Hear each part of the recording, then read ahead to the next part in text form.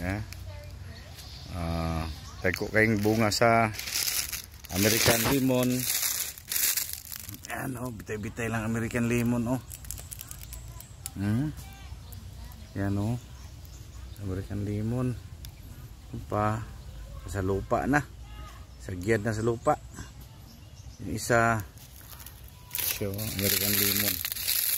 Ay, may nagani ni. Kaya nainitan. Oh. Doon pa sa ilalim dalawa. Siya nga, uy. Dapat sa lupa pero pabulak na siya. Yan, oh, bulak na siya, oh. Yan, bulak niya. Ito, bulak niya. Yan. So, mga maliliit pa niya. Okay. So, may mga bulak na siya, oh. Mga na naman. Okay. Ito, oh. Bunga niya. Ang liit. Yan.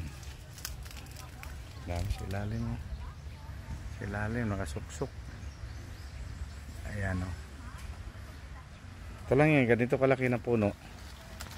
Mga farmer, kinatukad, tukod kay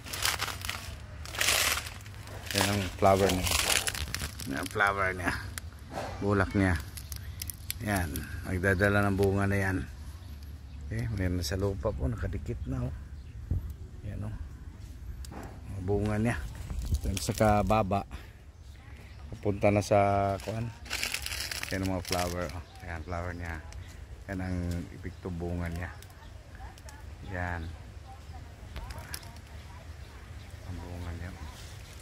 Okay, so ang rambutan, yan, oh, bunga niya yan. Ha? Ayan, ang rambutan. Okay, pero hindi pa ano. Lumabas na parang may balahibo. May buhok-buhok niya.